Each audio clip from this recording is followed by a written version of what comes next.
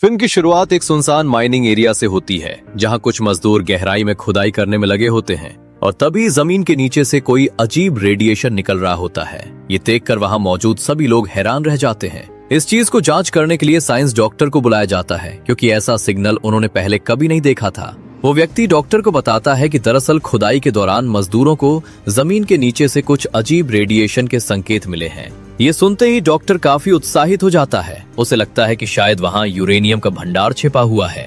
इसी उम्मीद में वे बिना देर किए उस जगह पर बड़ी बड़ी मशीनें मंगवाते हैं और तभी खुदाई का काम और तेज कर देते हैं। लेकिन जैसे जैसे खुदाई और गहराई में जाती है, वहाँ का मंजर पूरी तरह बदलने लगता है। जमीन के अंदर एक विशाल गड्ढा बन जाता है, जिसके भीतर कुछ ऐसा नजर आता है जो बिल्कुल भी सामान्य नहीं लग रहा था। स्थिति को समझने के लिए तुरंत साइंस डॉक्टर अपनी टीम के साथ रिसर्च करना शुरू करते हैं। उन्हें एक विशालकाय कंकाल दिखाई देता है, जो इतना बड़ा और डरावना होता है कि साफ समझ आ जाता है ये किसी सामान्य जीव का नहीं हो सकता। इसी बीच उनकी नजर पास में रखे दो बेहद बड़े अंडों पर पड़ती है। उनमें से एक अंडा पहले ही फट चुका होता है और वहां से एक रास्ता सीधा समुद्र की ओर जाता नजर आता है, जिससे साफ अंदाजा हो जाता है कि उस अंडे से निकला कोई विशाल जीव पहले ही बाहर निकल चुका है। दूसरा अंडा वहीं शांत पड़ा रहता है। इसके बाद कहानी हमें सीधे जापान ले जाती है, जहां एक आदमी फोन पर किसी से बेहद गंभीर बातचीत कर रहा होता है। ये कोई आम इंसान नहीं, बल्कि एक न्यूक्लियर पावर प्लांट में काम करने वाला इंजीनियर है। तभी अचानक उसे एक जरूरी मीटिंग के लिए बुला लिया जाता है। यही हमें पता चलता है कि उसकी पत्नी भी उसी कंपनी में काम करती है। इंजीनियर सभी को चेतावनी देता है कि प्लांट के नीचे कुछ अजीब हलचल हो रही है और काम को तुरंत कुछ दिनों के लिए रोक देना चाहिए। लेकिन उसकी बात को कोई गंभीरता से नहीं लेता। घबराकर वो अपनी पत्नी से संपर्क करने की कोशिश करता है, जो उस समय प्लांट के निचले हिस्से में गई होती है। कुछ देर बाद संपर्क होता है और वो उसे तुरंत वहां से बाहर निकलने के लिए कहता है, क्योंकि रेडिएशन बहुत खतरनाक होता है। इसके बाद वो खुद बेसमेंट के गेट के पास पहुंच जाता है और अपनी पत्नी का इंतजार करने लगता है। उधर उसकी पत्नी बाकी लोगों के साथ बेसमेंट से बाहर निकलने की कोशिश करती है, लेकिन रेडिएशन बेहद तेजी से फैलने लगता है। हालात इतने खराब हो जाते हैं कि वो समझ जाती है अब समय नहीं बचा है। आखिरकार वो मजबूरी में कहती है कि गेट तुरंत बंद कर दिया जाए, वरना पूरा शहर खतरे में पड़ सकता है। ये सुनकर इंजीनियर टूट जाता है, लेकिन हालात के आगे मजबूर होकर वो भारी दिल से बेसमेंट का गेट बंद कर देता है। उसकी पत्नी और बाकी लोग उसी बेसमेंट में फंसकर रह जाते हैं। कुछ ही पलों में पूरा प्लांट तबाह हो जाता है। ये सब उसका बेटा फोर्ड दूर से अपने स्कूल से देख रहा होता है। उसी हादसे में वो अपनी माँ को खो देता है। उसके दिल में अपने पिता के लिए गुस्सा भर जाता है। उसे लगता है कि अगर गेट बंद ना किया गया होता तो शायद उसकी माँ आज जिंदा होती। इसके बाद कहानी 15 साल आगे बढ़ती है। फोर्ड अब फौजी बन चुका था, अपने ट्रेनिंग पूरा करके घर लौट रहा था। फोर्ड का शादी भी हो चुका था, उसका एक बच्चा भी था। तभी उसे एक कॉल आता है कि उसके पिता को पुलिस ने गिरफ्तार कर लिया है। ये सुनकर फोर्ड गुस्से में कहता है, मैं उन्हें छुड़ाने नहीं जाऊंगा। उसे लगता है कि उसके पिता इसी के हकदार हैं, लेकिन उसकी पत्नी एले उसे समझाती है और आखिरकार वो मन बदलकर वहां जाने के लिए तैयार हो जाता है। फोर्ड जापान जाकर अपने पिता को छुड़ा लेता है। दरअसल वो समझते हैं कि 15 साल पहले जो हुआ था वो कोई नेचुरल हादसा नहीं था, बल्कि उस दिन वहां कुछ ऐसा हुआ तो जो आज तक एक रहस्य बना हुआ है। और इसी सच्चाई को जानने के लिए वो बार बार न्यूक्लियर प्लांट कंपनी तक पहुंचने की कोशिश करते, लेकिन हर बार उन्हें रोक दिया गया। उनका मानना है कि कंपनी कुछ बहुत बड़ा छुपा रही है, ऐसा सच जिसे बाहर आने नहीं दिया जा रहा।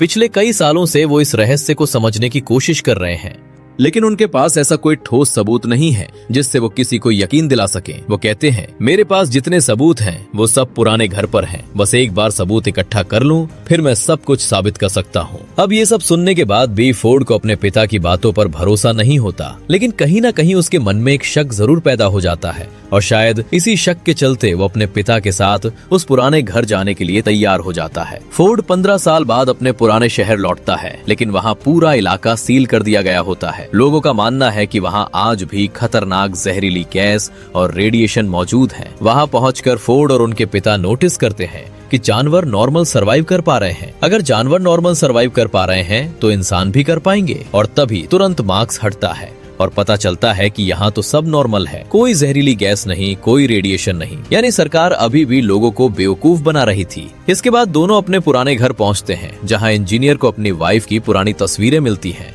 साथ ही उसे अपनी वो सारी फ्लॉपी डिस्क भी मिल जाती हैं, जिनमें उसने 15 साल पहले की रिसर्च सेव करके रखी थी। फोर्ड ये सब देखकर समझता है कि उसका पिता इतने सालों से अकेले ही इस रहस्य को सुलझाने की कोशिश कर रहे थे और उन्होंने इस दौरान दुनिया भर की रिसर्च और जानकारी इकट्ठा कर ली थी। तभी अचानक कुछ लोग फोर्ड और उनके पिता को पकड़ लेते हैं और दोनों को पकड़कर उसी प्लांट में ले जाते हैं। वहाँ पर हमें वही साइंस डॉक्टर दिखाया जाता है जो शुरू में दिखा था। वे लोग इंजीनियर से पूछते हैं कि तुम बार बार इस जगह पर क्यों आते हो। साइंस डॉक्टर उनकी बात सुनकर हैरान हो जाता है, इतनी सारी जानकारी तो हमें भी मालूम नहीं है। वहाँ वो साइंस डॉक्टर एक बड़ी सी अजीब पत्थर पर रिसर्च कर रहा है। अचानक उस अजीब पत्थर में हलचल शुरू हो जाती है। इंजीनियर ये देखते ही तुरंत समझ जाता है कि इसी की वजह से 15 साल पहले तबाही हुई थी। हालात को काबू करने के लिए साइंस डॉक्टर उसे तेजी से बिजली के झटके देते हैं।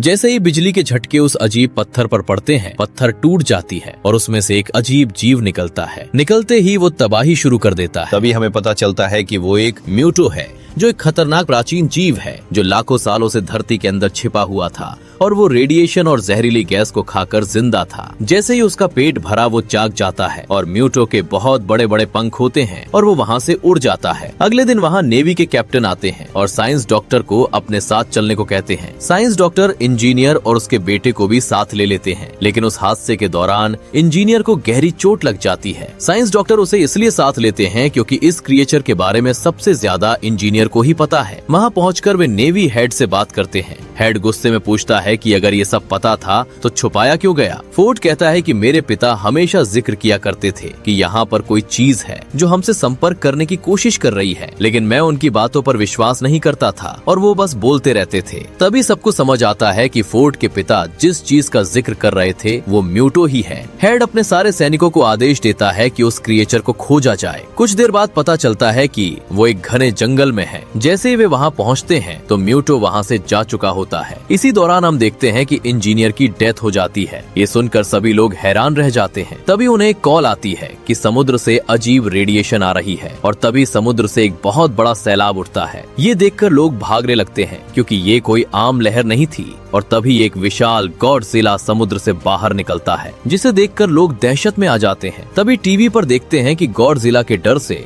म्यूटो वहाँ से भाग गया। तभी डॉक्टर की टीम मेंबर कहती है कि 15 साल पहले हमें 2 अंडे मिले थे, जिनमें से एक अंडे में से म्यूटो जापान की उस कंपनी में चला गया था और दूसरे अंडे के बारे में हमें मालूम नहीं है, लेकिन उसे एक जगह पर सेफ रख दिया गया था। फिर पता चलता है कि दूसरे अंडे को अमेरिका में एक ऐसी जगह पर रखा गया है जहाँ न्यूक्लियर वेस्ट रखा जाता है। जैसे ही टीम वहाँ पहुँचती है, वो देखते हैं कि उसमें से जीव निकल चुका है और किसी और शहर में जाकर तबाही मचा रहा है और वो मेल म्यूटो था। अब दुनिया के सामने 3 खतरनाक क्रिएचर थे। पहला गॉडजिला, दूसरा फीमेल म्यूटो और तीसरा मेल म्यूटो। अब दूसरी तरफ हम देखते हैं कि फोर्ड एक सैनिक था, तो उसे भी इस क्रिएचर को रोकने के लिए भेज दिया जाता है। दूसरी तरफ नेवी हेड बोलता है कि इन सब को खत्म करने का एक ही तरीका है, न्यूक्लियर बॉम्ब से इन्हें उड़ा दिया जाए। लेकिन साइंस डॉक्टर बोलता है कि ये क्रिएचर न्यूक्लियर एनर्जी से ही ताकत लेते हैं। अगर न्यूक्लियर बॉम्ब से अटैक किया गया तो खत्म होने की जगह और ताकतवर हो जाएंगे। हेड कहता है कि हम इसके सिवाय कर भी क्या सकते हैं, रिस्क लेना ही पड़ेगा। हम देखते हैं कि अब एक बहुत ही बड़ी मिसाइल मंगाई जाती है और उनके साथ फोर्ड भी होता है। उस मिसाइल को एक बोट में रख दिया जाता है क्योंकि दोनों म्यूटो समुद्र की गहराई में थे जहां उन्हें एनर्जी मिल रही थी। अब गॉडजिला भी उन्हें मारने के लिए उसी तरफ जाता है। तभी मेल म्यूटो बोट पर अटैक कर देता है और मिसाइल को लेकर भाग जाता है। अब दोनों म्यूटो उस मिसाइल को लेकर एक अलग जगह पर चले जाते हैं क्योंकि उन्हें जो चाहिए था वो मिल गया था। उस न्यूक्लियर मिसाइल के जरिए उन्हें ढेर सारी एनर्जी मिल जाएगी। आर्मी और हेड का ये प्लान बर्बाद हो जाता है। वे सोचते हैं कि अब हमसे कुछ नहीं हो पाएगा,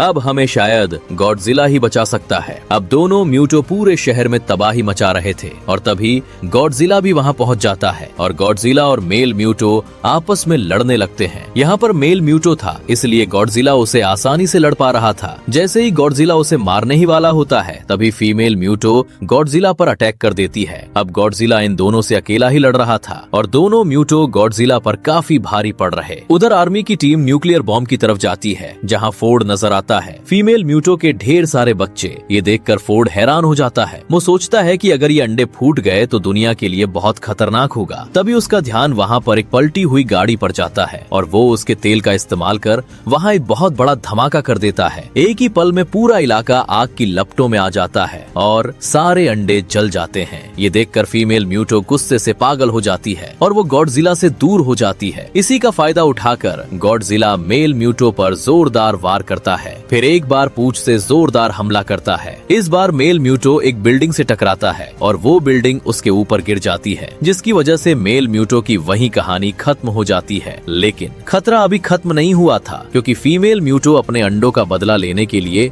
फोर्ड की टीम पर हमला करती है। उधर टीम मिसाइल को लेकर बोट तक पहुंच जाती है, लेकिन फीमेल म्यूटो बोट को तहस नहस करने लगती है, जिसकी वजह से एक एक करके सैनिक मारे जाते हैं और मिसाइल का टाइमर तेजी से खत्म होने लगता है। अब उस बोट पर फोर्ड ही आखिरी उम्मीद था। वो किसी तरह बोट को चालू करता है और मिसाइल को शहर से दूर ले जाने की कोशिश करता है। वो चाहता है कि धमाका शहर से दूर हो। तभी वहाँ पर गॉडजिला आ जाता है। फीमेल म्यूटो उस पर हमला करती है, लेकिन गॉडजिला उसे पकड़कर अपने मुंह से बिजली निकालता है और सीधे उसके मुंह में छोड़ देता है, जिसकी वजह से फीमेल म्यूटो का भी अंत हो जाता है। उधर फोर्ड बोट को लेकर समुद्र के बीच पहुंच जाता है और मिसाइल फट जाता है। फोर्ड आखिरी पल में पानी में कूदकर अपनी जान बचा लेता है। अगले दिन हम देखते हैं कि पूरा शहर बर्बाद हो चुका है। वहाँ गॉडजिला भी पड़ा होता है। सभी को लगता है कि गॉडजिला भी मर गया है, लेकिन अचानक गॉडजिला उठता है और धीरे धीरे समुद्र की तरफ चल देता है और यहीं पर कहानी खत्म होती है। ये मूवी आपको कैसी लगी? अपनी राय कमेंट में जरूर बताएं और अगर आपको ऐसी और वीडियोस चाहिए तो हमारे चैनल को सब्सक्राइब करना ना भूलें।